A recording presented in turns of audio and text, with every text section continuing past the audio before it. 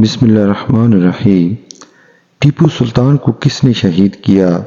عریہ مقبول جان نے 2014 میں ایک کالم لکھا تھا جس کا عنوان تھا تجھے آبا سے اپنے کوئی نسبت ہو نہیں سکتی۔ اس میں عریہ مقبول جان نے اسکاٹ لینڈ کے دارالحکومت میں واقع ایک میوزیم کا ذکر کیا ہے جس میں ٹیپو سلطان کی تلواریں، چادریں اور دیگر سامان پڑا ہے۔ اور یہ مقبول صاحب کہتے ہیں کہ میں حیران تھا یہ سامان برصغیر سے یہاں کیوں لایا گیا۔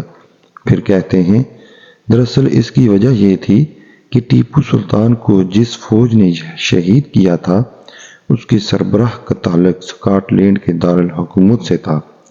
اس شخص کا نام ڈیوڈ تھا۔ یہ 1757 میں ایک تاجر کے گھر پیدا ہوا۔ اس نے 1772 میں فوج میں کمیشن حاصل کیا اور 1789 میں اسے کیپٹن کی حیثیت سے ہندوستان بھیج دیا گیا۔ اس نے کرنل بیلی کی سربراہی میں ٹیپو سلطان کے والد حیدر علی سے جنگ لڑی۔ اس جنگ میں انگریز کو بری طرح شکست ہوئی، اکثریت ماری گئی، جو فوج بچی وہ قیدی بنا لی گئی۔ ڈیوڈ بھی شدید زخمی تھا، اسے بھی قیدی بنا لیا گیا۔ اس نے 4 سال قید کاٹی، پھر آزاد ہو کر انگلستان پہنچا تو اسے لیفٹیننٹ کرنل کے عہدے پر ترقی دے دی گئی اور پھر 1790 میں اسے دوبارہ ہندوستان بھیج دیا گیا۔ یہاں اس نے ٹیپو سلطان کے ساتھ بہت سی جنگیں لڑیں۔ آخری جنگ میں 50,000 سپاہیوں نے حصہ لیا۔ برطانوی فوج کے سپاہی 26,000 تھے جبکہ ٹیپو سلطان کے ساتھ 30,000 سپاہی تھے۔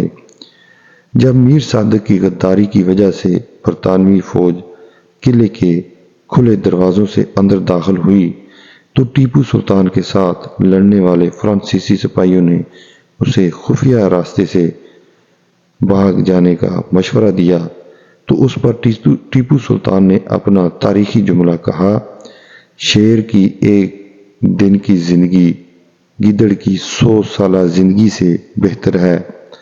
یہ 4 مئی 1799 تھا۔ اسی دن ٹیپو سلطان کو شہید کیا گیا اور اسی شام ٹیپو سلطان کو دفن کر دیا گیا۔